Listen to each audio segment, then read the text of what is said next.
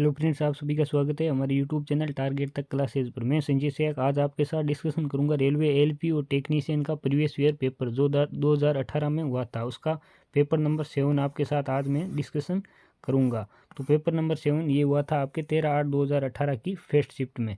तो इसके question number first से हम शुरुआत करते हैं बिना टाइम वेस्ट किए हुए। क्वेश्चन नंबर फर्स्ट में बोला गया है कि निम्नलिखित में से कौन सा विकल्प दिए गए चित्र के सही दर्पण प्रतिबिंब को दर्शाता है। यहाँ पर शब्द दिया गया स्ट्रोंग, और इस स्ट्रोंग का दर्पण प्रतिबिंब पूछा गया है। और यदि क्वेश्चन में दर्पण की स्थिति नहीं दी जाए कि दर्पण को चित्र या यदि शब्द दिया जाए और उसके ऊपर रखा गया, नीचे रखा गया, दाएं रखा गया या बाएं रखा गया है, तो उस स्थिति में आपको दर्पण को हमेशा दिए गए चित्र या शब्द के दाईं ओर मानना है। और जब दर्पण को इस शब्द के दाईं ओर रखते हैं तो इसका सही दर्पण प्रतिबिंब बनेगा, वह होगा GNO, यहाँ पर RT और S, जो कि आपको ऑप्शन नंबर सेकंड में दिख रहा है। तो ऑप्शन नंबर सेकंड इसका करेक्ट आंसर हो जाएगा। अब चलते हैं नेक्स्ट हम क्वेश्चन नंबर सेकंड पर। क्वेश्चन नंबर सेकंड में बोला गया है कि मानव शरीर में विभिन्न मिनरल्स का विवरण है। यहाँ पर मिनरल्स है कैल्शियम, मैग्नीशियम, लोहा, पोटेशियम, सोडियम। और दिया गया ग्राफ मानव शरीर में खनिजों की मात्रा को दिखाता है। यदि किसी व्यक्ति के शरीर में खनिजों के 100 IU अंतर्राष्ट्रीय इकाइयाँ हैं तो नीचे पूछा गया है, आगे यहाँ पर देखो पूछा क्या गया है। तो फिर यहाँ से देखो इंग्लिश में जो क्वेश्चन दिया गया है यहाँ पर पूछा गया है what is the unit of calcium distribute in this body. तो कैल्शियम की मात्रा कितनी है, कुल इकाइयाँ कितनी है, 100 है। और तब कैल्शियम की मात्रा कितनी है, सॉरी कुल इकाइयाँ है 1000, 100 नहीं 1000 है। तो कैल्शियम की मात्रा कितनी है, तो कुल इकाइयाँ उन्होंने दी है 100 और कैल्शियम की पूछी है। और यहाँ से आपको जो ग्राफ दिया गया है उसमें टोटल कितना हो रहा है, इनको सोडियम, पोटेशियम, आयरन, मैग्नीशियम और कैल्शियम, इनको जोड़ने पर ही प्राप्त होगा हमें 100%। ये किसके बराबर है, आपके 1000 के बराबर।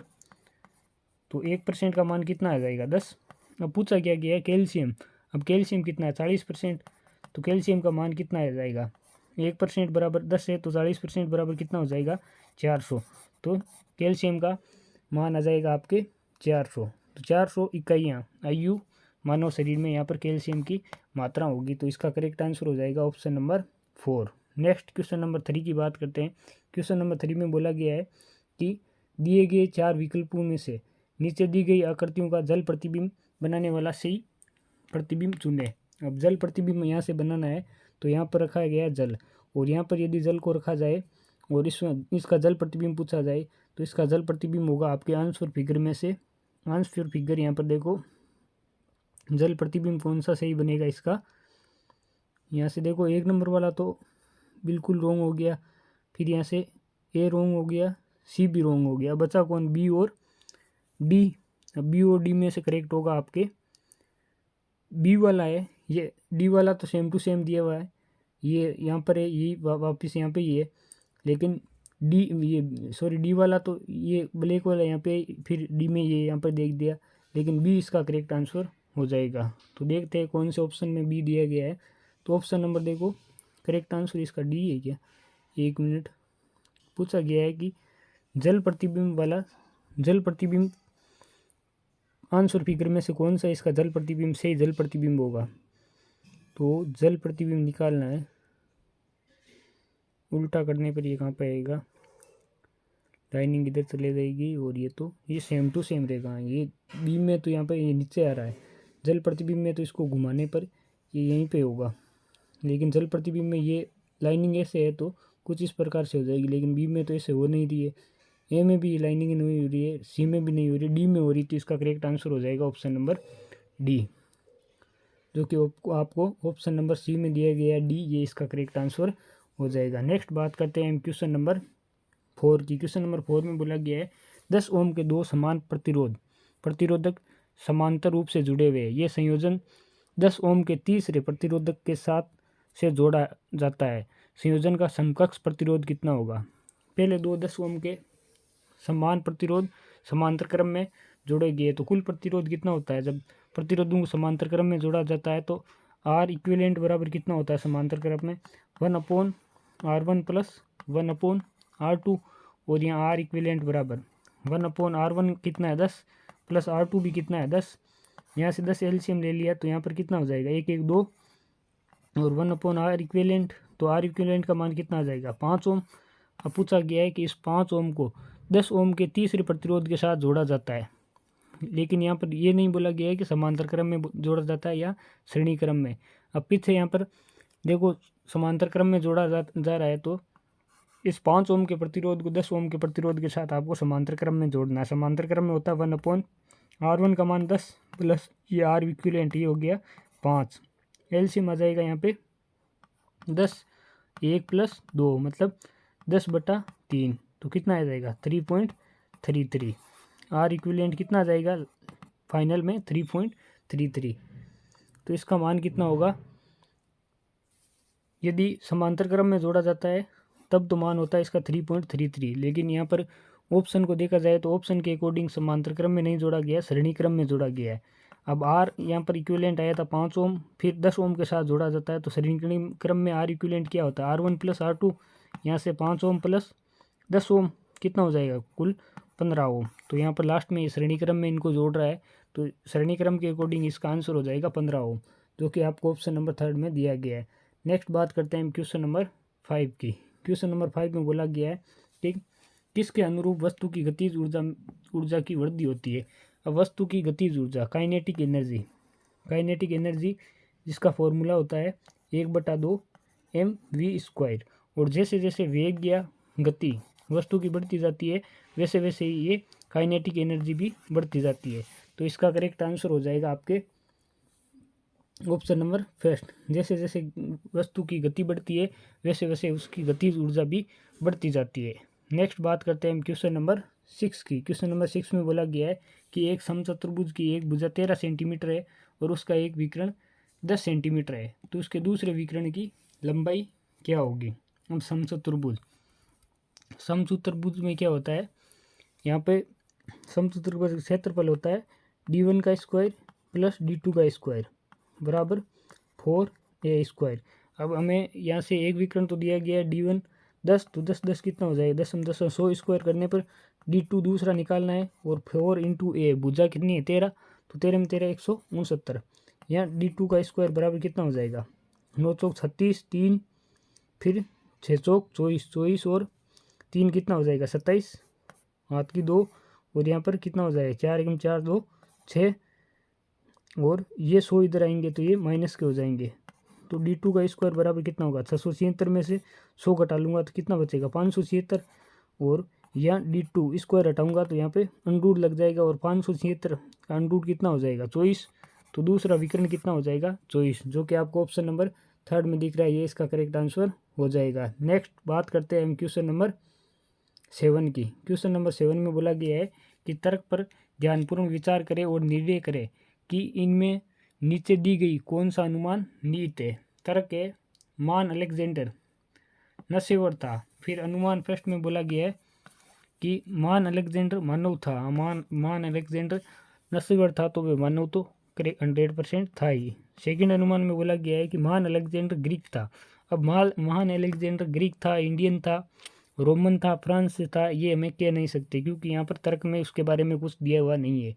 तो यहाँ से अनुमान केवल फर्स्ट ही करेक्ट होगा। तो ऐसा कौन से ऑप्शन में दिया गया है कि केवल अनुमान फर्स्ट ही करेक्ट होगा, तो ऑप्शन नंबर देखो फर्स्ट में दिया गया है केवल धारणा एक नीत है, तो ये ऑप्शन नंबर फर्स्ट इसका करेक्ट आंसर हो जाएगा। नेक्स्ट हम बात करते हैं क्वेश्चन नंबर 8 की। क्वेश्चन नंबर 8 में बोला गया है कि निम्न में से कौन सी एक सतही घटना है। तो सतही घटना कौन सी है, ये जमना पिघलना ये सभी पेंदे पर होते हैं, लेकिन सतही घटना वाष्पीकरण हमेशा किसी भी द्रव्य का देख लो, द्रव्य का वाष्पीकरण उसकी सतह से ही होता है, तो सतही घटना है आपके वाष्पीकरण। तो ऑप्शन नंबर 3 इसका करेक्ट आंसर हो जाएगा। नेक्स्ट बात करते हैं क्वेश्चन नंबर 9 की। क्वेश्चन नंबर 9 में बोला गया है कि एक कोड में ग्रीन को TITGGP लिखा जाता है, तो इसी कोड में पिंक को कैसे लिखा जाएगा। अब ग्रीन है GREEN, ग्रीन को क्या लिखा जाता है ITGGP, तो पिंक को क्या लिखा जाएगा ये पूछ रहा है। तो G आ रहा है 7 पर, I आ रहा है 9 पर, कितना जोड़ रहा है 2, R 18 पर, ये 20 पर, फिर 2 जोड़ रहा है, फिर E से FG एन से ओ पी, यहाँ से 2 2 ऐड कर रहा है तो ये 16 पर है, तो यहाँ पर 2 जोड़ूंगा 18, 9 से 2 11, फिर ये 14 14 2 16 और 11 2 13। 18 पर कौन आ रहा है? आर, और इस 11 पर के, 16 पे पी और 13 पे एम। तो आर के पी एम ये कौन से ऑप्शन में आपको दिख रहा है? तो ऑप्शन नंबर 4 में दिख रहा होगा आर के पी एम, तो ये इसका करेक्ट आंसर हो जाएगा। नेक्स्ट बात करते हैं क्वेश्चन नंबर 10 की। क्वेश्चन नंबर 10 में बोला गया है two facts the story of my divorce नामक पुस्तक के लेखक कौन है? जो चेतन भगत की two states the story of my marriage की हास्यानुकृति है, तो इसके लेखक कौन है? जूडी बालन, ये इसकी लेखक है। तो ऑप्शन नंबर 3 इसका करेक्ट आंसर हो जाएगा। नेक्स्ट बात करते हैं क्वेश्चन नंबर 11 की। क्वेश्चन नंबर 11 में बोला गया है कि उस चित्र का चयन करें जो समूह से संबंधित नहीं है। तो आपको यहाँ पर 4 फिगर दी गई है 1 2 3 4 करके, और इसमें से 3 तो सेम है परंतु इन चारों में से एक डिफरेंस है। तो उस जो डिफरेंट फिगर है उसको आपको चूज करना है। तो यहाँ से देखो फर्स्ट, सेकंड, थर्ड, इन तीनों में 3 3 लाइनों का यूज हुआ। ए को बनाने के लिए 1 2 3 लाइन का यूज, एफ को बनाने के लिए 1 2 और 3 लाइन का यूज, इसी प्रकार जेड को बनाने के लिए 1 2 और 3 लाइन का यूज, परंतु ई को बनाने के लिए 1 2 3 और 4, इन 4 लाइनों का यूज हुआ। तो ई यहाँ पर इन समूह से अलग हो जाएगा, इन समूह से संबंधित नहीं होगा। तो इसका करेक्ट आंसर हो जाएगा ये 4 वाली आकृति है जो 4 नंबर पर दी गई है, ये यहाँ पर भिन्न हो जाएगी इनसे। तो ऑप्शन नंबर फर्स्ट में ये 4 वाली आकृति के बारे में दिया गया, तो ये इसका करेक्ट आंसर हो जाएगा। नेक्स्ट बात करते हैं क्वेश्चन नंबर 12 की। क्वेश्चन नंबर 12 में बोला गया है निम्नलिखित विकल्पों में से कौन सा सबसे छोटा वर्ग है?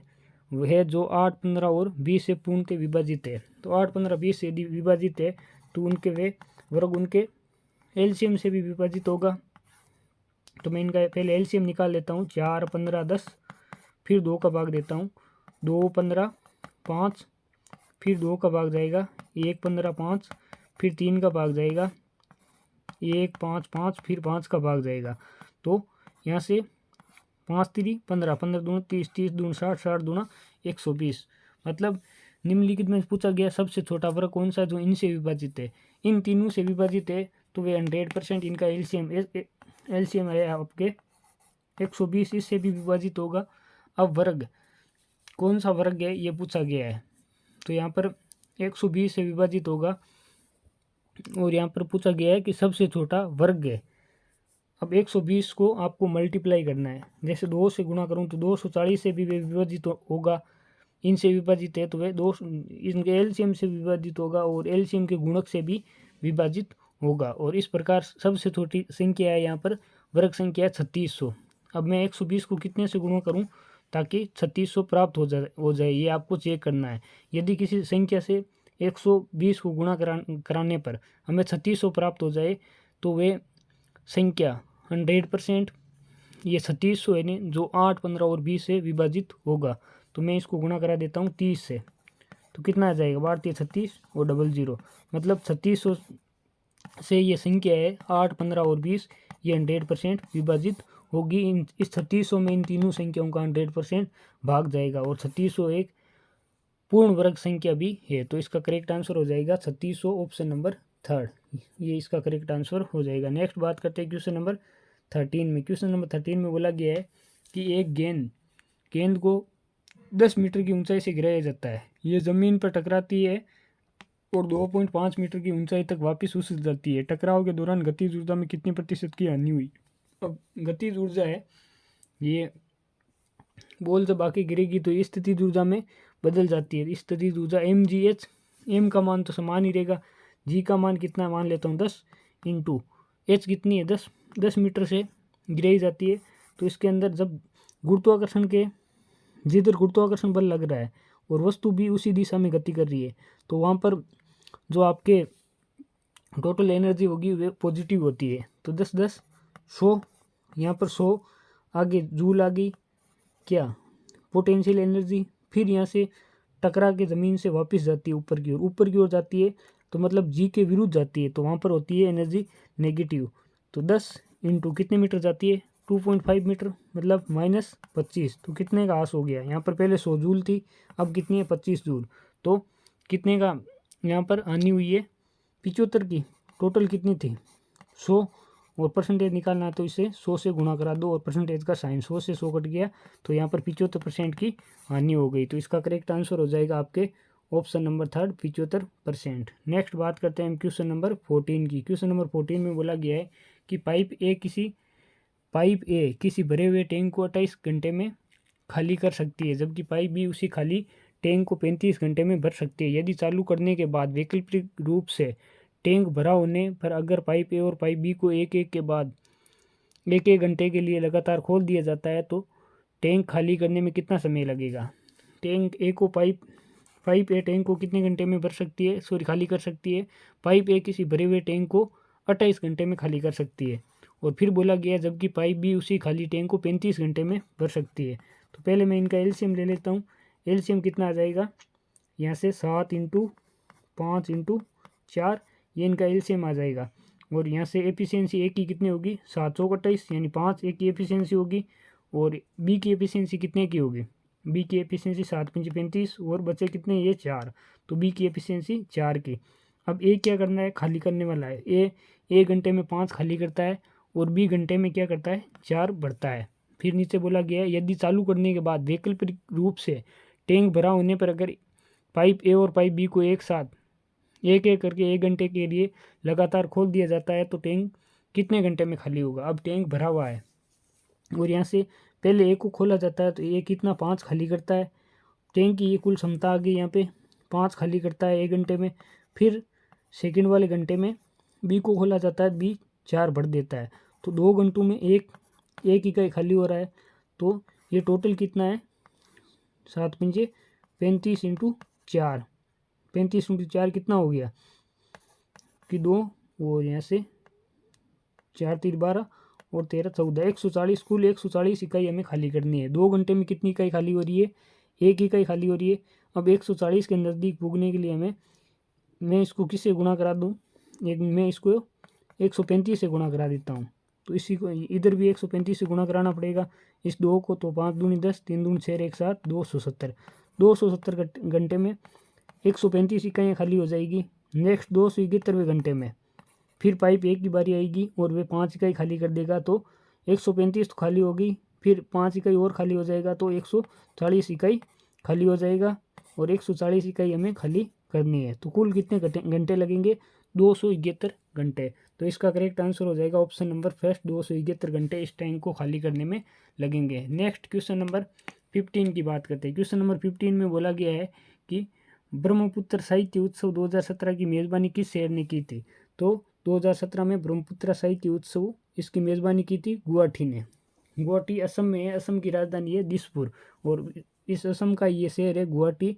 और ब्रह्मपुत्र नदी की सबसे ज़्यादा इंडिया में लंबाई यदि किसी स्टेट में है तो वे आपके स्टेट है असम। इसी में ब्रह्मपुत्र नदी अधिकतम लंबाई के साथ बहती है। नेक्स्ट बात करते हैं क्वेश्चन नंबर 16 की। क्वेश्चन नंबर 16 में बोला गया है कि 10 से 2/3 को किसी संख्या से विभाजित किया जाना चाहिए, किस संख्या से विभाजित किया जाना चाहिए ताकि शेषफल 20 प्राप्त हो जाए। अब 10 से 2/3 को मैं एक बार सही भिन्न में बदल लेता हूँ। 10 × 30 = 32/3। इसको मैं x से विभाजित करता हूँ तो यहाँ पे हमें कितना शेषफल प्राप्त होता है, 20 शेषफल प्राप्त होता है। तो हमें पूछा गया किस संख्या से विभाजित किया जाए, तो मैं x से विभाजित कर रहा हूँ। तो यहाँ x बराबर कितना हो जाएगा, 32 × 20/3। x इधर चला जाएगा, ये 20 यहाँ पर नीचे भाग में आ जाएगा। पहले से यहाँ पर 3 है तो x बराबर कितना हो गया, 32/60। फिर इसको नेक्स्ट आगे थोड़ा सा मैं काट लेता हूँ, 4 का भाग देता हूँ तो 4 का भाग 8 बार और 4 का भाग 60 में 15 बार, 8/15 x का ये मान आ जाएगा जो कि ऑप्शन नंबर 3 में दिया गया है। ये इसका करेक्ट आंसर हो जाएगा। नेक्स्ट हम बात करते हैं क्वेश्चन नंबर 17 की। क्वेश्चन नंबर 17 में बोला गया है कि रतन की वर्तमान उम्र 16 वर्ष है जबकि उसके चचेरे भाई की वर्तमान उम्र 7 वर्ष है। कितने वर्षों के बाद रतन की उम्र उसके चचेरे भाई की उम्र की 1.5 गुना हो जाएगी। पहला है रथिन और उसका चचेरा भाई मैं सी मान लेता हूँ। रथिन की वर्तमान उम्र है 16 वर्ष और उसके चचेरे भाई की है 7 वर्ष और पूछा गया कितने वर्ष बाद हो जाएगी। तो मैं x वर्ष बाद मान लेता हूँ कि रथिन की उम्र उसके चचेरे भाई की उम्र की 1.5 गुना हो जाएगी। अब 1.5 को मैं लिख सकता हूँ 3/2, तो चचेरे भाई की उम्र की कितनी गुना हो जाएगी? 1.5 गुना। चचेरे भाई की उम्र की 1.5 गुना हो जाएगी। 1.5 गुना मतलब 3/2 कितने वर्षों बाद? 100 वर्षों बाद हमें ये पूछा गया है, तो इनका अनुपात हो जाएगा 3:2 100 वर्षों के बाद। तो यहाँ से देखो 7 3 21 और 16 दूना 32, इनका अंतर कितना है? 21 और 32 का 11। ये किसके बराबर है? ये है आपके, इनका अंतर 2 × 1, 2 3 में से 2 की 1, 1 × x, ये x के बराबर, मतलब x कितना है? 11 वर्षों के बाद रतिन की उम्र उसके चचेरे भाई की उम्र की 1.5 गुना हो जाएगी। ये इसका करेक्ट आंसर हो जाएगा। x का मान आएगा 11 वर्ष, तो 11 वर्ष बाद हो जाएगी। तो 11 वर्ष आपको दिया गया ऑप्शन नंबर 4 में, तो ये इसका करेक्ट आंसर ऑप्शन नंबर 4 हो जाएगा। नेक्स्ट क्वेश्चन नंबर 18 की बात करते हैं। क्वेश्चन नंबर 18 में बोला गया है यदि माइनस का अर्थ भाग है और भाग का अर्थ प्लस है, गुणा का अर्थ माइनस है एवं प्लस का अर्थ गुणा है, तो 35 - 7 × 14 / 18 का मूल्य निर्णित करें। तो यहाँ 35 और माइनस का अर्थ क्या है? यहाँ से माइनस का अर्थ है भाग, फिर है 7, इंटू का अर्थ क्या है? इंटू का अर्थ है -14, फिर डिवाइड का अर्थ क्या है? +28। इनका मूल्य कितना होगा? तो 5, और यहाँ से माइनस के 14 है, प्लस के 28 है, तो यहाँ प्लस के 14 बचेंगे, 14 5 कितना हो जाएगा? 19। तो 19 का करेक्ट आंसर हो जाएगा, जो कि ऑप्शन नंबर 4 में दिया गया है। नेक्स्ट बात करते हैं हम क्वेश्चन नंबर 19 की। क्वेश्चन नंबर 19 में बोला गया है कि दिए गए तर्क पर विचार करें और तय करें कि दी गई अनुमानों में से कौन सा या सी तर्क में निहित है। तर्क है IT में मंदी के कारण कई सॉफ्टवेयर इंजीनियरों ने अपनी नौकरी खो दी। अनुमान फर्स्ट में बोला गया है कि IT क्षेत्र की नौकरियां असुरक्षित है। अब IT में ये मंदी के कारण हुआ है, तो मंदी के कारण नौकरियां छोड़ी है, बिना मंदी के तो नहीं छोड़ी नहीं। तो हम ये नहीं कह सकते कि IT की नौकरियां सुरक्षित है या असुरक्षित। तो फर्स्ट अनुमान यहाँ पर रॉन्ग होता है। सेकंड अनुमान की बात करते हैं। सेकंड अनुमान में बोला गया है कि IT सेक्टर कंपनियां अक्सर सॉफ्टवेयर इंजीनियरों को नौकरी से मुक्त करती है। ऐसा भी नहीं होता, केवल ये मंदी के कारण हुआ है। हालांकि बिना मंदी के कारण ये सॉफ्टवेयर इंजीनियरों को नौकरी से मुक्त करती है, ऐसा कभी होता नहीं है। तो इसका अनुमान फर्स्ट और अनुमान सेकंड दोनों ही गलत हो जाएंगे। ऐसा आपको कौन से ऑप्शन में दिया गया है?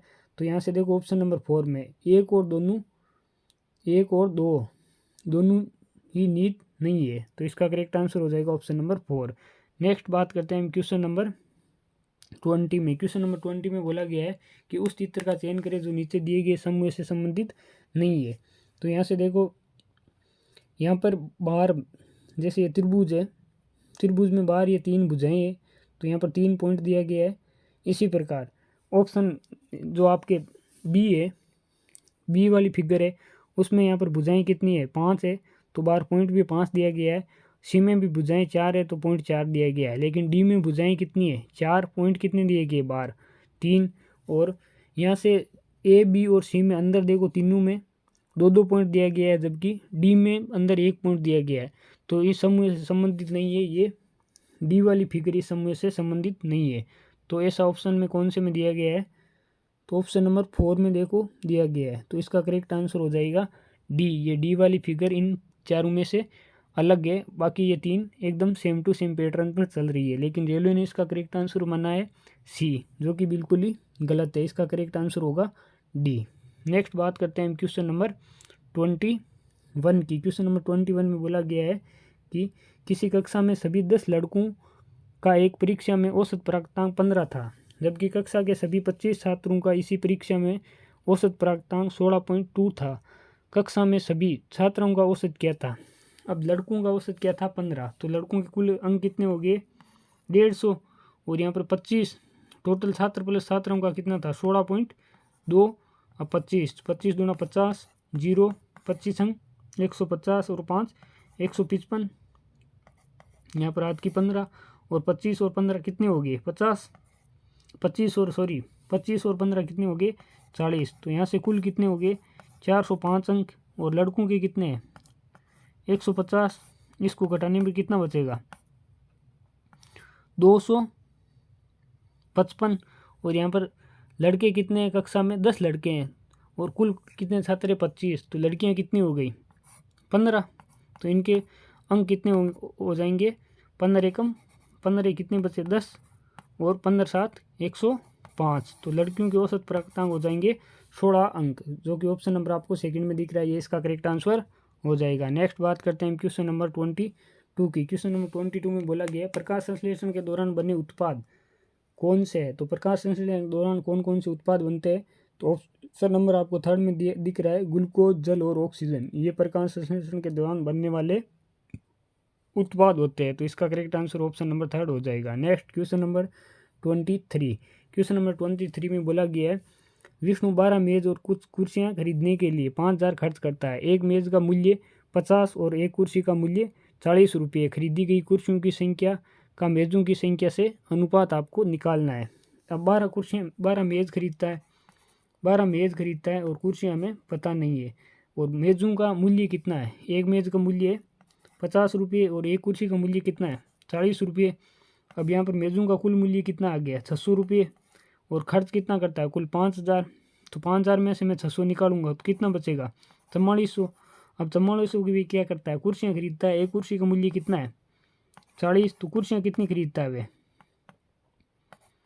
110। और लास्ट में पूछा गया है खरीदी गई कुर्सियों की संख्या का मेज़ों की संख्या से अनुपात। कुर्सियों की संख्या का इस मेज़ों की संख्या से अनुपात निकालना है। तो कुर्सियाँ कितनी खरीदता है? 110 अनुपात मेज़ कितनी खरीदता है? 12। फिर 6 अनुपात यहाँ पर 55। तो 55 अनुपात 6 इसका करेक्ट आंसर हो जाएगा, जो कि आपको ऑप्शन नंबर 4 में दिख रहा है, ये इसका करेक्ट आंसर हो जाएगा 55 अनुपात 6। नेक्स्ट क्वेश्चन नंबर 24 की बात करते हैं। क्वेश्चन नंबर 24 में बोला गया है 2017 में भारतीय नौसेना में शामिल होने वाली पहली महिला पायलट कौन है? तो 2017 में भारतीय नौसेना में शामिल हुई थी आपके शुभांगी स्वरूप। ये 2017 में भारतीय नौसेना में शामिल होने वाली पहली महिला है। नेक्स्ट क्वेश्चन नंबर 25 की बात करते हैं। क्वेश्चन नंबर 25 में बोला गया है निम्नलिखित चित्र में कितने त्रिकोण हैं? तो आपको यदि स्टार दे दिया जाए तो आपको हमेशा याद रखना है कि स्टार में कुल कितने त्रिभुज होते हैं? 10 त्रिभुज होते हैं। गिनने की भी यहाँ पे ज़रूरत नहीं है। अब 10 कौन से ऑप्शन में दिया गया है? तो ऑप्शन नंबर देखो फर्स्ट में दिया गया है 10, तो ये इसका करेक्ट आंसर हो जाएगा। Next question number 26। Question number 26 में बोला गया है निम्नलिखित में से किन ऊतकों में कोशिकाएं जीवित होती है, लंबी और कोनों पर अनियमित रूप से स्थिर होती है? तो वे होती है आपके कोलन काइमा। इसमें ये जो आपके ऊतकों में कोशिकाएं जीवित होती है, लंबी और कोनों पर अनियमित रूप से स्थिर होती है। अब ये कोलन काइमा हो गया, ये ऊतक है, ये आपके पादप के ऊतक होते हैं, जैसे पेरेन्काइमा हो गया, कोलन काइमा हो गया और स्क्लेन काइमा हो गया, ये सभी पादपों के ऊतक है। तो इसका करेक्ट आंसर हो जाएगा कोलन काइमा। ये ऑप्शन नंबर फर्स्ट इसका करेक्ट आंसर हो जाएगा। नेक्स्ट क्वेश्चन नंबर 27 की बात करते हैं। क्वेश्चन नंबर 27 में बोला गया है कि 48 और 54 का एलसीएम क्या है? 48, तो 48 को मैं लिख सकता हूँ 8 × 6। फिर 54 को मैं लिख सकता हूँ 9 × 6। तो ये 6 तो यहाँ पर कॉमन हो गया, 8 × 9 × 6, ये इसका एलसीएम हो जाएगा, जो कि ऑप्शन नंबर आपको 4 में दिख रहा है। तो ये इसका करेक्ट आंसर हो जाएगा। नेक्स्ट बात करते हैं क्वेश्चन नंबर 28 की। क्वेश्चन नंबर 28 में बोला गया है कि निम्नलिखित को पूरा करें। आपको यहाँ पर पहला दिया गया है XIGP और इसमें लिखा गया है, इसका एक कोड दिया गया है। फिर पूछा गया है ZHEJ, तो इसका कोड क्या होगा? यहाँ देखो P 16 है, यहाँ पर 16 दिया गया है, बैक से देखना है। G 7 है, यहाँ से 7, तो यहाँ J का कितना होगा? 10 और E का क्या होगा? 5। ऐसा कौन से ऑप्शन में दिख रहा है? तो केवल ऑप्शन नंबर फर्स्ट में ही, या एंडिंग में 10 और फिर 5 है दिख रहा है। तो ये ऑप्शन नंबर फर्स्ट ही इसका करेक्ट आंसर हो जाएगा। आप जैसे बाकी आपको ये दो है, इनके कोड आपको देखने नहीं है, तो ये ऑप्शन नंबर फर्स्ट इसका करेक्ट आंसर हो जाएगा। नेक्स्ट क्वेश्चन नंबर 29 की बात करते हैं। क्वेश्चन नंबर 29 में बोला गया है क्रॉस परागण के लिए निम्नलिखित में से कौन सा परागण के कारक नहीं है? तो परागण के कारक कौन कौन से हो सकते हैं? वायु है, जल है, पक्षी है, ये सभी परागण के कारक हो सकते हैं। लेकिन यहाँ पर पौधे, इनमें तो परागण होता है, ये परागण के स्वयं कारक नहीं हो सकते। तो ऑप्शन नंबर 4 इसका करेक्ट आंसर हो जाएगा। नेक्स्ट क्वेश्चन नंबर 30 की बात करते हैं। क्वेश्चन नंबर 30 में बोला गया है कि कौन सा प्रसिद्ध क्रिकेटर तमिलनाडु की प्रो कबड्डी लीग टीम जिसका नाम तमिल थलाइवाज है, उसका संयुक्त मालिक है? तो तमिल थलाइवाज आपके तमिलनाडु की प्रो कबड्डी लीग है, इसका मालिक कौन है? सचिन तेंदुलकर। क्रिकेट के भगवान के रूप के नाम से क्रिकेट का भगवान कहे जाने वाले ये क्रिकेटर सचिन तेंदुलकर, ये आपके तमिलनाडु की प्रो कबड्डी टीम तमिल थलाइवाज इसके मालिक है। नेक्स्ट बात करते हैं क्वेश्चन नंबर 31 की। क्वेश्चन नंबर 31 में बोला गया है, यदि किसी सुधारात्मक लेंस की शक्ति +2.0D हो तो ये क्या है? अब लेंस की शक्ति, उत्तल लेंस की शक्ति होती है आपके पॉजिटिव, और अवतल लेंस की शक्ति क्या होती है? नेगेटिव। और शक्ति P बराबर क्या होता है? 1/f, और शक्ति का मात्रक होता है डायोप्टर, जिसे D से लिखते हैं।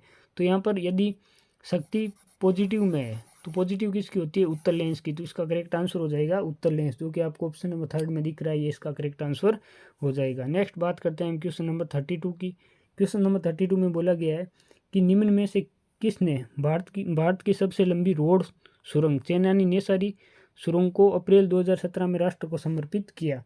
तो ये चेन्नई नेसारी सुरंग है, भारत की सबसे लंबी रोड सुरंग। तो इसका उद्घाटन किया था आपके नरेंद्र मोदी ने, भारत को समर्पित किया था 2017 में। तो इसका correct answer option number first हो जाएगा।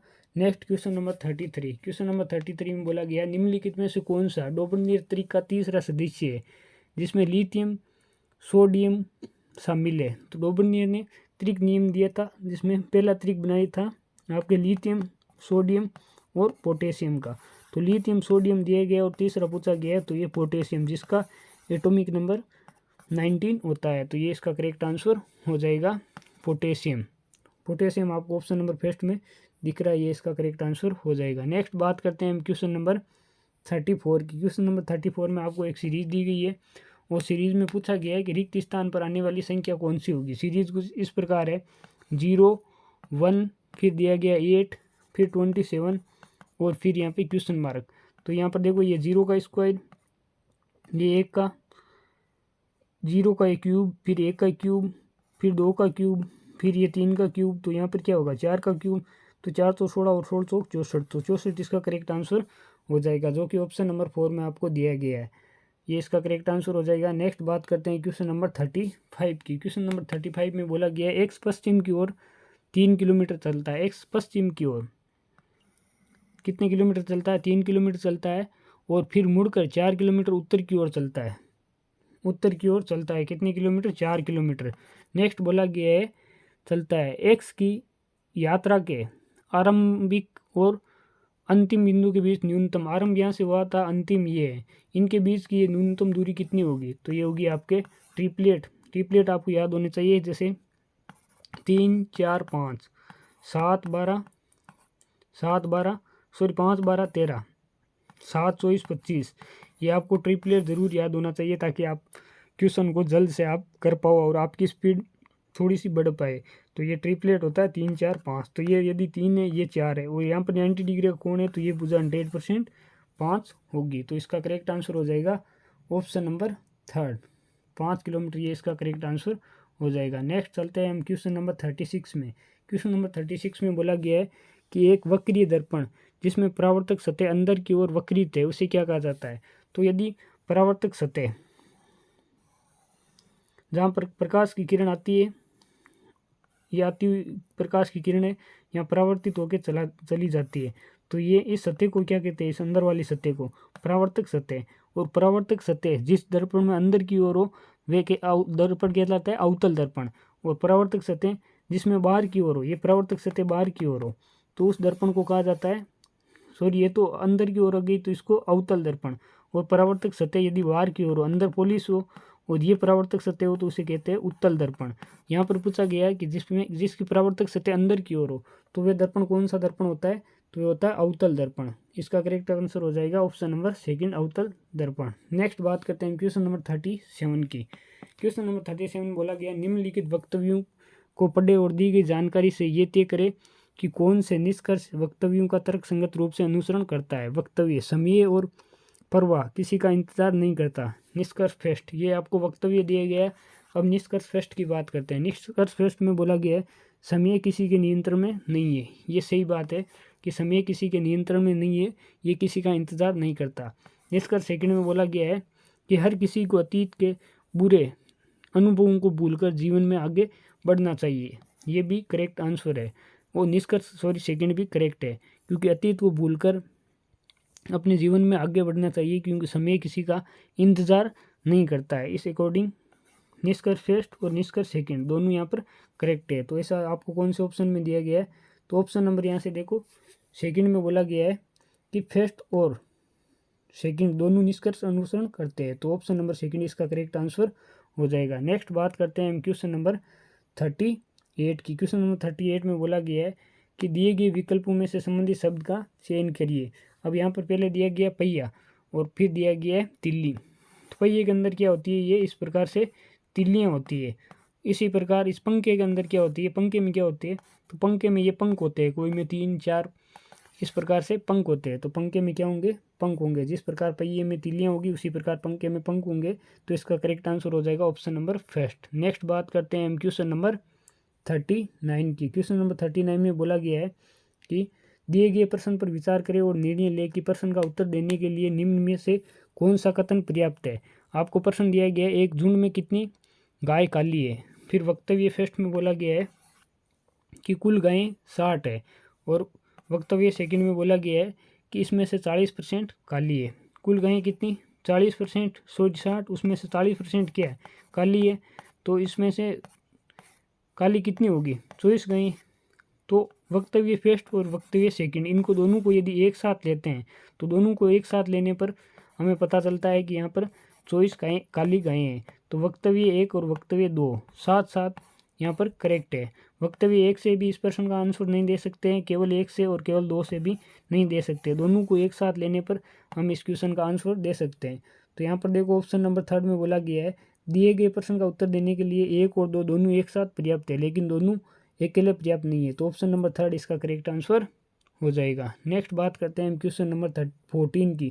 क्वेश्चन नंबर 14 में बोला गया है निम्न में से कौन से भौतिकविदों ने उत्प्लावन बल के अस्तित्व की व्याख्या की थी। तो उत्प्लावन बल के बारे में किसने बताया था, आर्किमिडीज ने।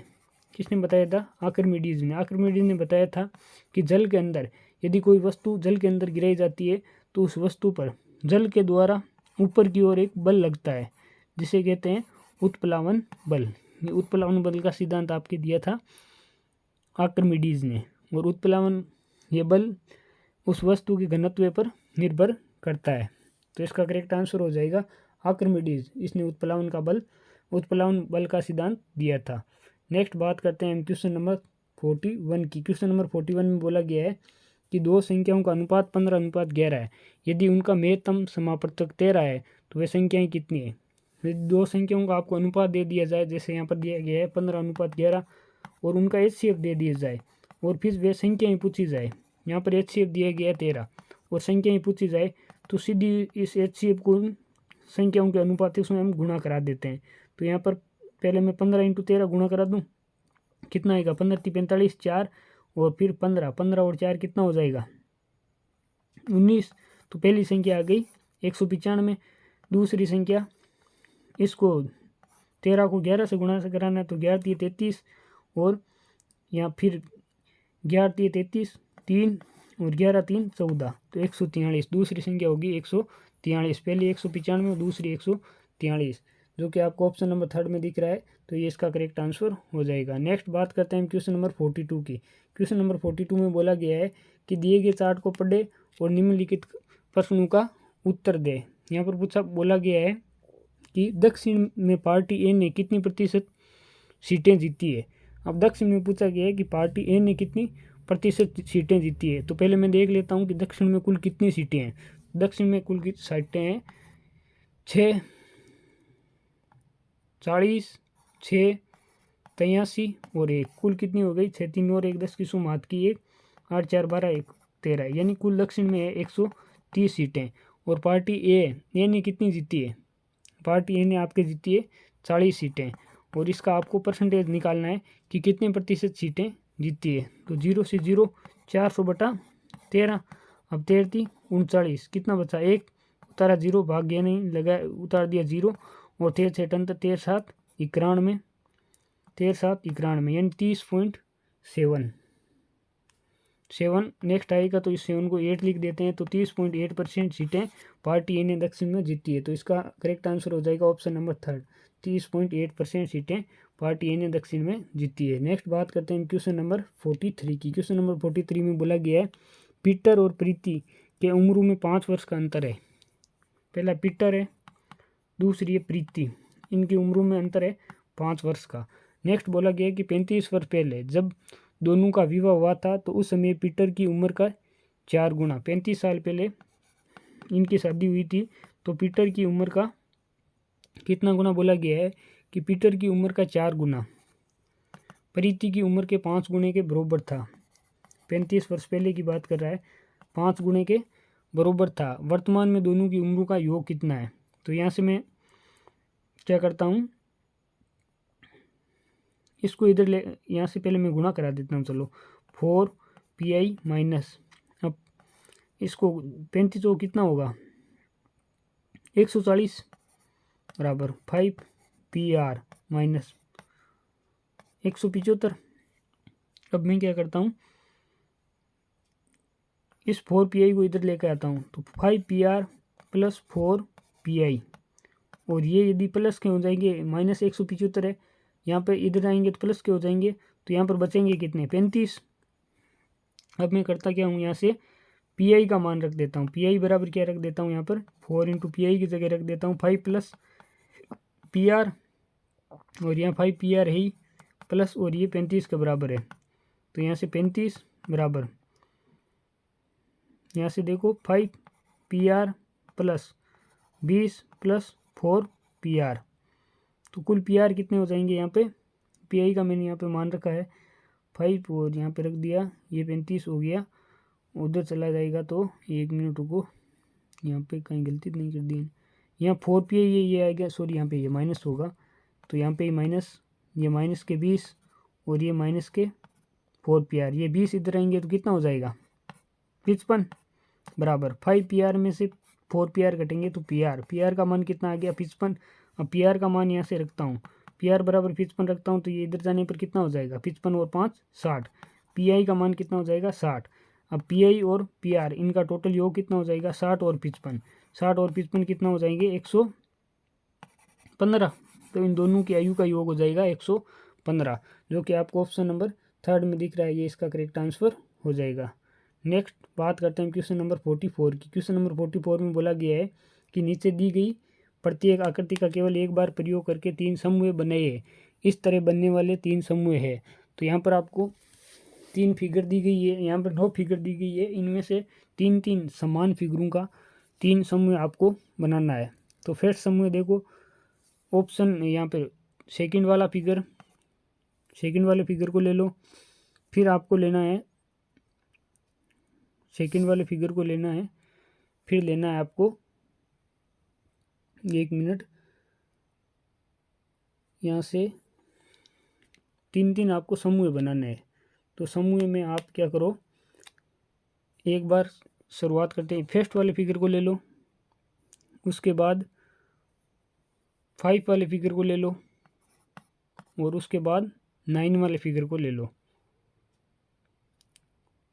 फर्स्ट 5 और उसके बाद 9, और यहाँ पे फिर कौन सा लेना है, गोल आकृति वाला देखते हैं हम, 3, 7 और 8, इन तीनों में गोल आकृतियाँ हैं, और सेम वाला है एक 2, फिर यहाँ पे 9, एक में 2 9 और 2 9 और 4, ठीक है 9 यहाँ पे आ गया, तो 1 5 और बचा कौन यहाँ पे 6 1 5 और 6 तो नहीं है ना कहीं पे, इसका क्या रहा आंसर 2 4 9 1 1 और 3 1 3 1 3 5, हाँ 1 3 5 वाले में देखो, यहाँ पर ये ऊपर आकृतियाँ दे रखी है इस प्रकार सभी में, 1 3 वाले में फिर यहाँ पर कॉर्नर पे आकृति दी गई है 1 3 और 5 वाले में यहाँ पर देखो कुछ इस प्रकार ऊपर ही आकृति दी गई है। तो एक तो हो जाएगा 1 3 5, एक हो जाएगा आपके 2, 4, 9 और लास्ट वाला बचेगा वो होगा 6, 7 और 8।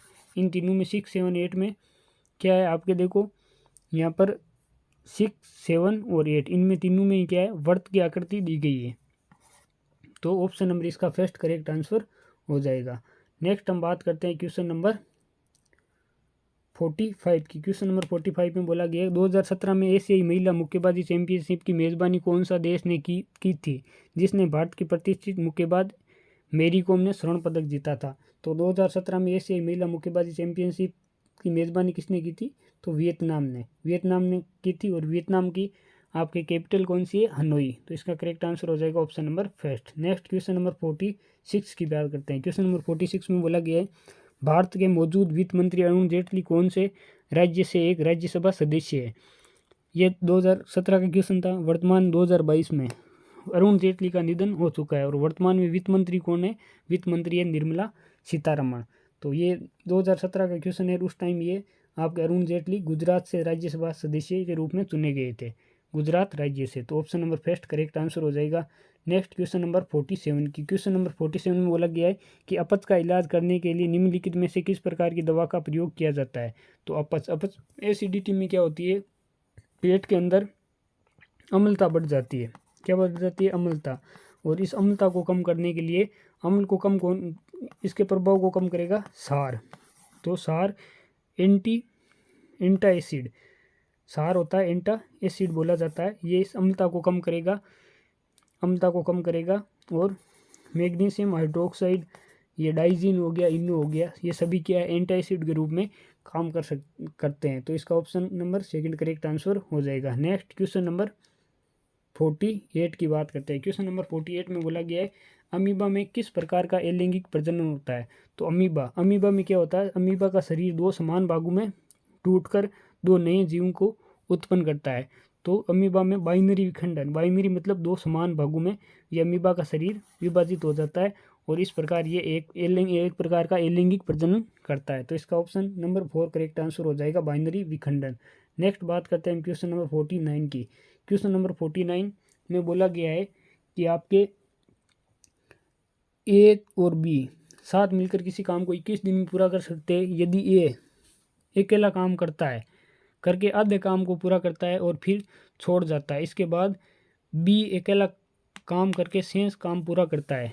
इस काम को पूरा करने में 25 दिन लगते हैं। यदि बी ए की तुलना में अधिक कुशल हो तो बी द्वारा स्वयं काम करने में कितने दिन लगेंगे। तो इस क्वेश्चन की इक्वेशन काफ़ी लंबी बनेगी, इसलिए ये क्वेश्चन आप अपने आप कर लेना और आंसर कमेंट सेक्शन में आप टाइप कर देना। नेक्स्ट क्वेश्चन नंबर 50 की बात करते हैं। क्वेश्चन नंबर 50 में बोला गया है कि हीरे में कार्बन परमाणु के बाहरी कोष में मुक्त इलेक्ट्रॉन कितने होते हैं। तो हीरे में कार्बन के बाहरी कोष में कार्बन में इलेक्ट्रॉन मुक्त कितने होते हैं, 0 होते हैं। तो इसका करेक्ट आंसर हो जाएगा option number second. Next question number 51। Question number 51 में बोला गया है कि यहाँ पर 53 यानी 5329 इसका वर्गमूल निकालना है। तो वर्गमूल लास्ट में यदि इकाई का अंक 9 है तो ये 3 का वर्ग में भी इकाई का अंक 9 आता है और 7 के वर्ग में भी इकाई का अंक 9 आता है। फिर वर्गमूल निकालते हैं तो इन दोनों संख्याओं को काट देते हैं। बची कितनी, 53। अब 53 के पास कौन कौन सी संख्याओं का वर्ग होता है, लगभग पास। यहाँ से देखते हैं हम 7 का स्क्वायर करते हैं तो 49। ये 53 के पास ही है लेकिन ये 53 से छोटा है। फिर यहाँ से 8 का स्क्वायर करता हूँ, ये होता है 64।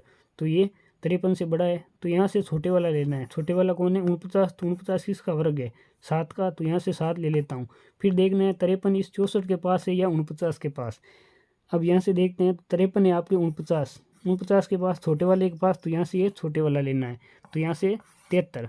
तो 73 इसका करेक्ट आंसर हो जाएगा। 5329 का वर्गमूल होगा 73। ऑप्शन नंबर 4 इसका करेक्ट आंसर हो जाएगा। नेक्स्ट क्वेश्चन नंबर 52 की बात करते हैं। क्वेश्चन नंबर 52 में बोला गया है विद्युत रोधियों की प्रतिरोधकता कितनी होती है।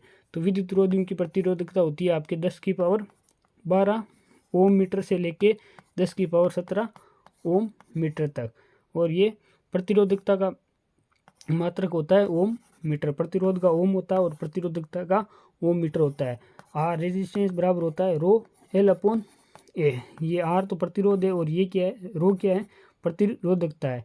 अब यहाँ पे लंबाई मीटर में और यहाँ पर क्षेत्रफल मीटर स्क्वायर में, तो यहाँ से मीटर स्क्वायर कट जाएगा, तो यहाँ से रो बराबर क्या होता है R into A upon L, और यहाँ से मीटर स्क्वायर है नीचे मीटर तो मीटर बचेगा। अब यहाँ से तो ये कैंसिल हो जाएगा, इसका मात्रक निकल के आ जाएगा मीटर, और यहाँ से आर का मतलब मात्रक क्या होगा ओम, तो ओम मीटर आपके रो इस प्रतिरोधकता का मात्रक होता है। और यहाँ पर विद्युत रोधियों की प्रतिरोधकता होती है 10⁻12 ओम मीटर से लेकर 10⁻17 ओम मीटर तक। तो इसका करेक्ट आंसर हो जाएगा ऑप्शन नंबर फर्स्ट। नेक्स्ट बात करते हैं क्वेश्चन नंबर 53 की। क्वेश्चन नंबर 53 में बोला गया चंद्रमा पर जी का मान पृथ्वी पर जी के मान का 1/6 है। यदि कोई व्यक्ति पृथ्वी पर 1.6 मीटर ऊंचा उछल सकता है तो चंद्रमा पर वे कितनी ऊंचाई तक उछलेगा। अब चंद्रमा पर जी का मान 1/6 कम हो जाएगा तो वे अधिक उछलेगा। तो यहाँ पर पृथ्वी पर यदि वे 1.5 मीटर उछल रहा है तो 6 गुना ज़्यादा ऊंचाई तक वे उछल जाएगा चंद्रमा पर, तो 15 छकड़ी 90, यानी पृथ्वी पर यदि 1.5 मीटर उछल रहा है तो चंद्रमा पर वे 9 मीटर उछलेगा। तो इसका करेक्ट आंसर हो जाएगा option number third 9 metre. Next हम बात करते हैं क्वेश्चन नंबर 46 की। क्वेश्चन नंबर 46 में बोला गया है 6% प्रतिवर्ष साधारण ब्याज की दर से एक धनराशि 6.5 वर्षों में 834 हो जाती है। प्रारंभ में निवेश की गई राशि कितनी है। मैं मान लेता हूँ प्रारंभ में निवेश की गई राशि है 100 रुपये। अब 100 रुपये काल्पनिक ब्याज बराबर दर इंटू समय, दर कितनी है 6% इंटू समय कितना है 6.5 वर्ष, यानी 6 दूनी 12 13/2। फिर यहाँ से मैं काट लेता हूँ 3 बार, 13×3 = 39। काल्पनिक ब्याज कितना आ गया 39, मूलधन कितना था 100, मिश्रधन कितना हो गया 139। क्वेश्चन में बोला गया है कि वे राशि हो जाती है 834 और हमारे अकॉर्डिंग राशि होगी 139 मिश्रधन, और ये मूलधन निकालना है, इसको मैं 100 से गुणा करा देता हूँ। फिर यहाँ पे देखना है आपको कि 834 में 139 का भाग कितनी बार जाता है। तो यहाँ से आप 6 9 6 54, 4 5 हाथ की 5 आ गई, और 6 3 18, 18 5 23, यानी लमसम ये 139 का भाग इस 834 में 6 बार जाता है। 6 इंटू 100 600 रुपये हो जाएगा मूलधन, जो कि आपको ऑप्शन नंबर सेकंड में दिख रहा है, इसका करेक्ट आंसर हो जाएगा। नेक्स्ट बात करते हैं क्वेश्चन नंबर 55 की। क्वेश्चन नंबर 55 में बोला गया है सोडियम कार्बोनेट की हाइड्रोक्लोरिक अम्ल से अभिक्रिया करने पर कौन सी गैस उत्पन्न होती है। अब सोडियम कार्बोनेट यानी Na2CO3, इसकी अभिक्रिया की जाती है आपके HCl से, हाइड्रोक्लोरिक अम्ल से। तो यहाँ से कौन सी गैस उत्पन्न होती है, तो यहाँ से बन जाएगा NaCl, एक तो उत्पाद NaCl बनेगा, दूसरा कार्बन डाइऑक्साइड और तीसरा जल H2O। अब यहाँ पे Na2 है तो यहाँ Cl भी कितना है, यहाँ पे NaCl यहाँ Na2 है तो इसको 2 से गुना करा दूँ, संतुलित कराना है आपको Cl2, यहाँ पे 2 लगाना पड़ेगा 2H2O कितने 2 और 1 3। तो इस प्रकार ये अभिक्रिया संतुलित हो जाती है। जब सोडियम कार्बोनेट की अभिक्रिया की जाती है हाइड्रोक्लोरिक अम्ल के साथ HCl के साथ, तो वहाँ पर नमक, यहाँ पर कार्बन डाइऑक्साइड गैस और जल, इन 3 उत्पाद का निर्माण होता है। यहाँ पर पूछा गया कौन सी गैस उत्पन्न होती है, तो कार्बन डाइऑक्साइड गैस उत्पन्न होती है, जो कि ऑप्शन नंबर 4 में दी गई है। तो इसका करेक्ट आंसर हो जाएगा। Next question number 56। Question number 56 में बोला गया है कि उस संख्या का चयन करें जो निम्नलिखित समूह से संबंधित नहीं है। आपको संख्याएं दी गई है कुछ इस प्रकार है 71, 73, 77 और 79, और पूछा गया है कि इनमें से इन समूह से संबंधित कौन सी संख्या नहीं है। तो यहाँ से देखो 71 भी, 71, 73, 77 और 79। तो यहाँ से देखने पर 71, 73 और 79 ये तीनों क्या है अभाज्य संख्या है, जबकि 77 एक भाज्य संख्या है। तो ये समूह से संबंधित नहीं है। तो इसका करेक्ट आंसर हो जाएगा ऑप्शन नंबर थर्ड 77। नेक्स्ट बात करते हैं हम क्वेश्चन नंबर 57 की। क्वेश्चन नंबर 57 में बोला गया है कि सिंधु घाटी सभ्यता के लोग किसकी पूजा करते थे, तो वे पशुपतिनाथ शिव की पूजा करते थे। तो इसका करेक्ट आंसर हो जाएगा ऑप्शन नंबर 4 पशुपति इसकी पूजा करते थे सिंधु घाटी सभ्यता के लोग। Next question number 58। Question number 58 में बोला गया बेंजीन में सिग्मा और पाई आबंधु की संख्या कितनी होती है। तो बेंजीन की संरचना कुछ इस प्रकार होती है, एकांतर क्रम में डबल बॉन्ड लगे हुए रहते हैं, और डबल बॉन्ड में एक तो होता है सिग्मा और एक होता है पाई, और सिंगल बॉन्ड होता है वहाँ पर केवल एक सिग्मा बंद होते हैं। तो यहाँ से देखो 1 1 2 3 4, 1 2 3 4 5 6, 6 तो सिग्मा बंद हो गए और पाई बंद कितने हो गए, पाई बंद हो जाएंगे आपके। डबल बॉन्ड में केवल एक पाई बंद होता है, तो डबल बॉन्ड कितने, 3 पाई बंद हो गए 3, सिग्मा बंद यहाँ से 6 निकल के आगे और यहाँ पर एक ही कार्बन जुड़ा हुआ रहता है, single single single.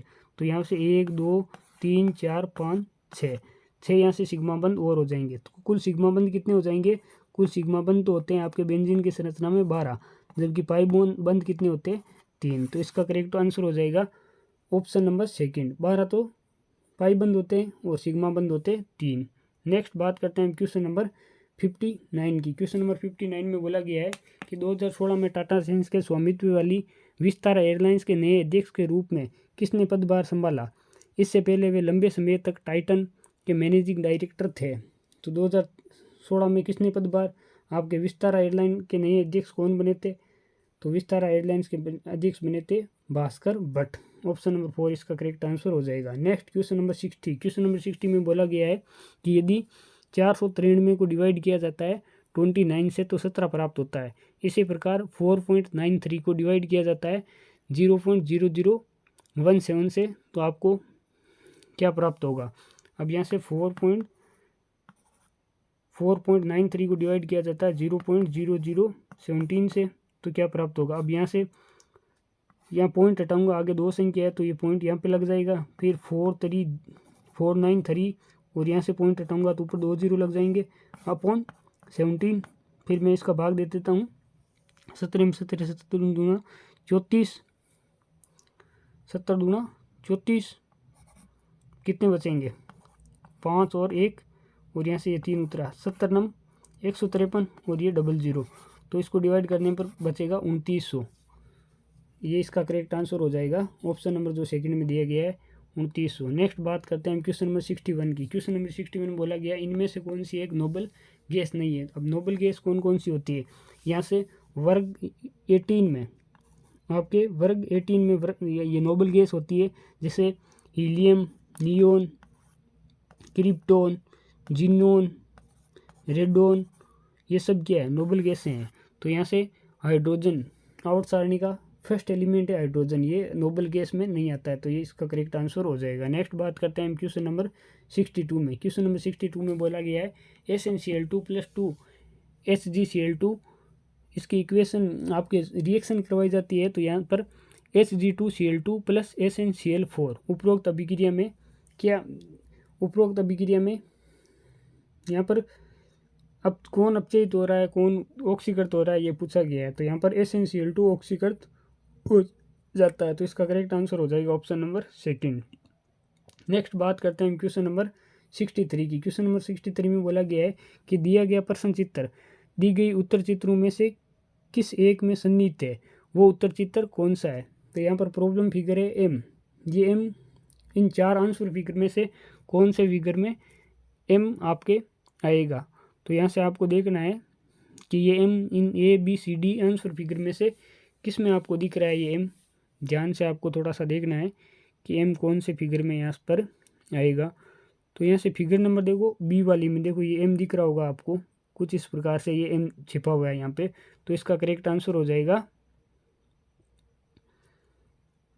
Answer figure second, इसका करेक्ट आंसर हो जाएगा आंसर फिगर सेकंड बी वाली, इसका करेक्ट आंसर हो जाएगा, जो कि ऑप्शन नंबर 3 में दिया गया है, ये इसका करेक्ट आंसर हो जाएगा। नेक्स्ट बोला गया है कि किसी समचतुर्भुज की एक भुजा 41 सेंटीमीटर है और इसका क्षेत्रफल 720 वर्ग सेंटीमीटर है, इसके विकर्ण की लंबाई कितनी होगी। अब समचतुर्भुज का क्षेत्रफल क्या होता है, 1/2 इंटू विकर्णों का गुणनफल D1 इंटू D2। अब ये दिया कितना गया है 720, यहाँ से D1 इंटू D2 बराबर कितना हो जाएगा 0, 1440। अब इनके विकर्णों का ये गुणनफल आ गया। और यहाँ पर पूछा गया है, सर्वबोध में बोला गया है किसी समचतुर्भुज की एक भुजा है 41 सेंटीमीटर। अब समचतुर्भुज के विकर्णों का स्क्वायर D1 का स्क्वायर प्लस D2 का स्क्वायर, ये होता है 4a² के, तो 4 इंटू 41 इंटू 41 4a² होता है, तो ये लिख दूँ। अब मैं इसको क्या लिख सकता हूँ, इसको मैं इस प्रकार भी लिख सकता हूँ D1 + D2 का होल स्क्वायर -2d1 × d2, इसको इस प्रकार से लिख सकता हूँ बराबर। तो यहाँ पर 4 × 41 दिया हुआ है। अब देखो यहाँ पर d1 × d2 का मान तो हमारे पास है, मैं इसको सोल्व कर लेता हूँ। पहले 41 × 41 को गुणा कराता हूँ, कितना आता है 4 4 8 4 चौक 16, 1681 × 4, 1681 × 4 करने पर कितना आ जाएगा 4 एकम 4। अब 8 चौक 32, 3 6 चौक 24, 24 3 कितने हो गए 27, फिर 2 4 2 6, 67 24, इसका मान आ जाता है 67 24 और 67 1 मिनट 24, 67 24 में ये -2d1 × d2 उधर जाएगा तो ऐड हो जाएगा। अब 2 × d1 × d2 का मान कितना है 1440, इसको 2 से मैं गुणा कराते हैं 0 8 8 और 2 2880, 2880। अब d1 + d2 का होल स्क्वायर बराबर हो जाएगा, इनका योग कितना हो रहा है 4 0 15 5 हाथ की 1 और यहाँ पर 6 2 8 1 9, 9504। ये d1 + d2 का वर्ग बराबर होगा 9504। तो यहाँ से d1 + d2, यहाँ से स्क्वायर हटाऊंगा तो अंडर लग जाएगा और 9504 ये किसका वर्ग, इसका 98 का वर्ग है। तो इसका करेक्ट आंसर हो जाएगा, इनके विकर्णों का योग हो जाएगा 98, जो कि आपको ऑप्शन नंबर 3 में दिया गया है, इसका करेक्ट आंसर हो जाएगा। नेक्स्ट बात करते हैं क्वेश्चन नंबर 65 की। क्वेश्चन नंबर 65 में बोला गया है कि ये दर्रा जम्मू कश्मीर की जास्कर सीमा में है, श्रीनगर से लेह तक का सड़क मार्ग इससे होकर गुजरता है, ये सिंधु नदी द्वारा बनाया गया है, दर्रे की पहचान करो। तो ये दर्रा आपके जोजिला दर्रा, जो कहाँ पर है आपके जम्मू कश्मीर में। अब बात की जाए यहाँ पर माना दर्रा, ऑप्शन नंबर फर्स्ट में बोला गया है माना दर्रा। ये माना दर्रा कहाँ पर है हिमाचल प्रदेश में। फिर ऑप्शन नंबर सेकंड में बोला गया है रोहतांग दर्रा, रोहतांग दर्रा कहाँ पर है हिमाचल प्रदेश में। और ये जोजिला दर्रा यहाँ पर बोला गया है कि ये दर्रा जम्मू कश्मीर की जास्कर श्रेणी में है जोजिला। और यहाँ पर नीति दर्रा, ये नीति दर्रा उत्तराखंड में है, कहाँ पर है उत्तराखंड में। नेक्स्ट बात करते हैं क्वेश्चन नंबर 66 की। क्वेश्चन नंबर 66 में बोला गया है निम्नलिखित वाक्य को सबसे अधिक उपयुक्त विकल्प से पूरा करें। अब सौर ऊर्जा पवन ऊर्जा की तुलना में अधिक शक्ति उत्पन्न करती है। तो सौर ऊर्जा कभी कभी पवन ऊर्जा की तुलना में अधिक शक्ति उत्पन्न करती है। तो ऑप्शन नंबर 3 इसका करेक्ट आंसर हो जाएगा। Next question number 67, question number 67 में बोला गया है निम्नलिखित श्रृंखला में प्रश्नवाचक चिन्ह द्वारा दिखाए गए अनुसार एक अक्षर अनुपस्थित है, दिए गए विकल्पों में से अनुपस्थित अक्षर का चयन करें। आपको कुछ सीरीज इस प्रकार दी गई है Q O L H, फिर यहाँ पर क्वेश्चन मार्क चिन्ह, ये 15 पर आता है Q 17 पर, O 15 पर, L कितने पर आता है L आता है आपके 12 पर, यहाँ H कितने पर आता है 8 पर। यहाँ पर -2 कर रहा है, यहाँ पर -3, यहाँ पर -4, यहाँ पर -5, -5 करूँगा 8 में से 5 चले जाएंगे, कितना बचेगा 3, 3 पर कौन आता है C। तो इसका करेक्ट आंसर हो जाएगा ऑप्शन नंबर सेकंड C, इसका करेक्ट आंसर हो जाएगा। नेक्स्ट बात करते हैं क्वेश्चन नंबर 68 की। क्वेश्चन नंबर 68 में बोला गया है कि 13 वर्ष पहले राम की उम्र सन्नी की उम्र की दोगुनी थी, वर्तमान से 3 वर्ष बाद सन्नी की उम्र राम की उम्र के 3/5 होगी, राम की वर्तमान उम्र कितनी है। अब 13 वर्ष पहले राम की उम्र, 13 वर्ष पहले राम की उम्र सन्नी की उम्र की कितनी थी, सन्नी की उम्र की दोगुनी थी। और फिर बोला गया है वर्तमान से 3 वर्ष बाद सन्नी की उम्र, वर्तमान से 3 वर्ष बाद सन्नी की उम्र राम की उम्र के 3/5 के बराबर होगी। तो राम की वर्तमान उम्र कितनी होगी। तो वर्तमान निकालने के लिए मैं इसको लिख सकता हूँ r - 13 बराबर 2s - 26। और यहाँ से मैं यहाँ पे आगे इसको थोड़ा सा सोल्व करता हूँ। r बराबर कितना होगा, r तो निकालना है, s का मान लिखना है यहाँ पर। तो यहाँ पर r और ये 26 इधर आएंगे तो यहाँ पर पॉजिटिव के हो जाएंगे, 26 नेगेटिव के है 13, तो यहाँ पर पॉजिटिव के कितने बचेंगे 13 बराबर कितना है 2s। अब 2s की वैल्यू कितनी है r + 13, और यहाँ पर s की वैल्यू कितनी आ जाएगी, s की वैल्यू आ जाएगी आपके r + 13/2 + 3 बराबर 5/3 और r + 3। अब इसको मैं सोल्व कर लेता हूँ। तो r + 3 दूनी 6, 3 दूनी 6, 6 और 13 और 6 कितने होगी 19 बराबर, यहाँ पे ये 2 एलसीएम यहाँ पे चला जाएगा, 3 दूनी 6/5 और r + 3 तो है ही, फिर 5 को मैं इधर लेकर आता हूँ तो 5r प्लस 19 95 बराबर 6r प्लस 18। फिर मैं यहाँ पे क्या करता हूँ, आर को उधर लेकर जाता हूँ तो 5r में से 6r में से 5r जाएगा तो r बचेगा। r बराबर 95 से कितना निकालना है 18, तो कितना बचेगा यहाँ पर 7 और यहाँ पर 8 में से 1 गया 6 8 में से 1 गया 7 77। तो r यानी राम की वर्तमान उम्र कितनी हो जाएगी 77 वर्ष, जो कि ऑप्शन नंबर सेकंड में दिया गया ये इसका करेक्ट आंसर हो जाएगा। नेक्स्ट बात करते हैं हम क्वेश्चन नंबर 69 की। क्वेश्चन नंबर 69 में बोला गया है कि लाल, हरे और गुलाबी टोकन वाले बैग में लाल रंग के टोकन और हरे रंग के टोकनों का अनुपात, रेड और ग्रीन, इनका अनुपात दिया गया है आपके 5:12। नेक्स्ट बोला गया है जबकि गुलाबी टोकन मतलब ऑरेंज टोकनों का लाल टोकनों के साथ अनुपात कितना है 7:15। ये तो हरे टोकनों का गुलाबी टोकनों के साथ अनुपात, ग्रीन का आपके ऑरेंज के साथ अनुपात पूछा है। तो यहाँ पर देखो रेड और यहाँ पर ग्रीन, और फिर बोला गया है, फिर आया यहाँ पे ऑरेंज और रेड। तो मैं पहले यहाँ से अनुपात निकालना हो तो इसको लिख देता हूँ ग्रीन और रेड कितना है 12 और 5। फिर ये रेड यहाँ पे लिखता हूँ 15 इंटू ऑरेंज 7। तो यहाँ से गुणा कराने पर यहाँ से निकल कर आ जाएगा अनुपात, पहला अनुपात इन दोनों को गुणा कराने पर ग्रीन का और इन दोनों को गुणा कराने पर ऑरेंज का निकल जाएगा। तो 15 इंटू 12 इंटू 15 अनुपात 5 इंटू 7। अब 5 का भाग इसमें कितनी बार जाएगा 3 बार, 3 से काट दूँ। अब यहाँ पे देखो 12 में 12 बार दूँ तो 36:7। तो यहाँ पर 36:7 यहाँ पर आपके ग्रीन और यहाँ पे गुलाबी टोकन का अनुपात हो जाएगा, जो कि ऑप्शन नंबर फर्स्ट में दिया गया है, इसका करेक्ट आंसर हो जाएगा। नेक्स्ट बात करते हैं हम क्वेश्चन नंबर 70 की। 70 में बोला गया है कि उस चित्र का चयन करें जो निम्न समूह से संबंधित नहीं है। अब फर्स्ट, सेकंड और 4 इनमें देखो ये दो लाइनें सीधी लाइनें दी गई है, समांतर है, और इसमें कुछ ये थर्ड वाली फिगर में कुछ इस प्रकार से लाइनें दी गई है। तो ये थर्ड वाली फिगर इन चारों में से अलग हो जाएगी, तो इसका करेक्ट आंसर हो जाएगा ऑप्शन नंबर थर्ड। तो ये थर्ड वाली फिगर इसमें इससे संबंधित नहीं है। Next question number 71। Question number 71 में बोला गया है दिए गए वेन आरेख में से कौन सा स्थान उन लोगों का प्रतिनिधित्व कर रहा है जो कबड्डी के साथ साथ फुटबॉल खेलते हैं और उनका जो सभी 3 खेल खेलते हैं। अब कबड्डी के साथ फुटबॉल कौन कौन खेलता है ये कबड्डी और ये फुटबॉल। क्यों कबड्डी के साथ फुटबॉल खेलता है और एस तीनों खेल खेलता है, तो क्यों और एस, क्यू प्लस एस इसका करेक्ट आंसर हो जाएगा, जो कि आपको ऑप्शन नंबर 4 में दिया गया है। Next question number 72। Question number 72 में बोला गया है कि 4000 का 54% कितना होगा। तो 4000 का पूछा गया है कि 54% बताऊँगा तो बट्टा में 100 00 से 00 40 इंटू 54 4 चौक 16 5 चौक 20 और 1 21 और ये 0 लगा देता हूँ तो 2160 आपके 4000 का 54% हो जाएगा, जो कि ऑप्शन नंबर सेकंड में दिया गया। तो ऑप्शन नंबर सेकंड इसका करेक्ट आंसर हो जाएगा। Next question number 73। Question number 73 में बोला गया है कि यहाँ प्रस्तुत तर्क कथन पर विचार करें और इस आधार पर बताएं कि नीचे दिए गए पूर्व धारणाओं में से कौन सी अंतर्निहित है।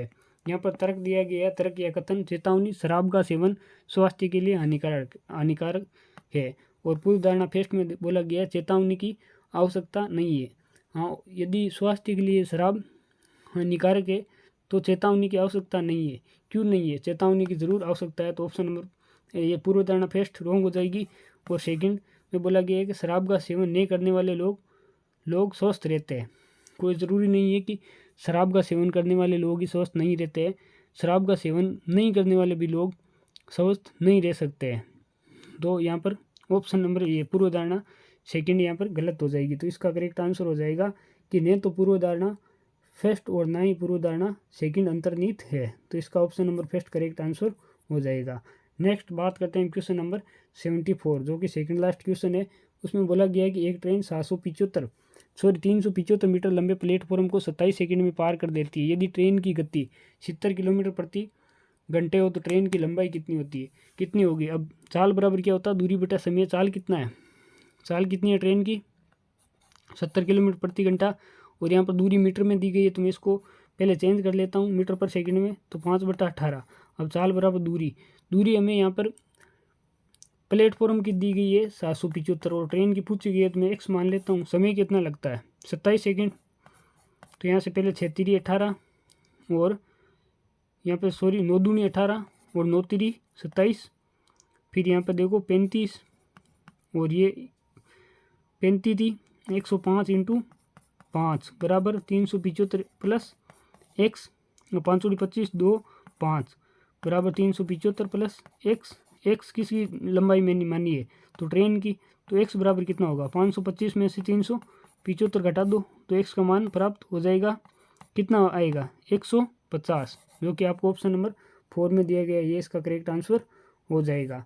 नेक्स्ट बात करते हैं क्वेश्चन नंबर 75 की। क्वेश्चन नंबर 75 में बोला गया है कि 6 दिनों की एक बिक्री कार्यक्रम के लिए समिति को कुछ धनराशि दी गई है परंतु उसे कार्यक्रम को 4 दिन और बढ़ा देना पड़ा जिसके कारण उसका प्रतिदिन औसत यात्रा भत्ता घटकर 56 रह जाता है। शुरुआत में उसे कितनी राशि दी गई थी ये आपको अब मैं मान लेता हूँ कि शुरुआत में उसको x रुपये दिए गए थे तो x रुपये की धनराशि दी गई थी तो औसत कितना था x/6। अब 10 दिनों के बाद 4 दिन और बढ़ा दिए तो कुल दिन कितने हो गए 10 दिन। तो 10 दिनों का औसत कितना हो जाएगा x/10। इसको मैं घटा दूँ तो औसत घटकर कितना रह जाएगा 56 इसके बराबर।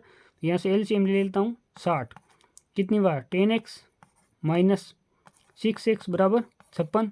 यहाँ से 4x बराबर 60 इंटू 56 4x बराबर कितना 15 इंटू या इसको 60 रहने देता हूँ इसमें भाग दे देता हूँ मैं 4 एकम 4 और 4 चौक 16 और यहाँ से कितना आ जाएगा। शुरुआत में आपको पूछी गई कितनी है धनराशि तो 0 6 चौक 24 का चौका 8 की 2 6 2 8 840 रुपये। तो शुरुआत में उसे कितनी धनराशि दी गई थी 840 रुपये जो कि ऑप्शन नंबर 3 में दी गई है। इसका करेक्ट आंसर हो जाएगा 840 रुपये। तो आज आपके यहाँ पर जो पेपर नंबर 7 था ये कंप्लीट होता है। अब यदि आपके लिए हम इतनी मेहनत करते हैं कंटेंट बना के तैयार करके लेकर आते हैं तो आप भी हमारे चैनल को हमें मोटिव करने के लिए प्लीज़ वीडियो ज़्यादा से ज़्यादा लाइक करें, चैनल को सब्सक्राइब करें और जो भी आपका सजेशन है वे कमेंट सेक्शन में ज़रूर पिन करें ताकि हमें भी पता चल सके कि कौन सी कमी हम इस वीडियो में रख रहे हैं। और नेक्स्ट वीडियो इससे भी ज़्यादा मेहनत से इससे भी ज़्यादा आप एक एनर्जी के साथ लेकर आएँ।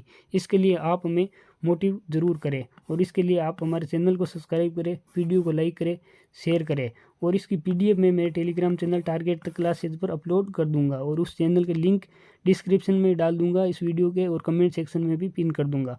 वहां से आप जाकर हमारे टेलीग्राम चैनल को ज्वाइन कर लीजिए और वहाँ से पीडीएफ डाउनलोड करके एक बार स्वयं प्रैक्टिस मार लीजिए ताकि 2023 में आने वाली एएलपी और टेक्नीशियन की वैकेंसी में ये आपके लिए काफ़ी फ़ायदेमंद रह सके।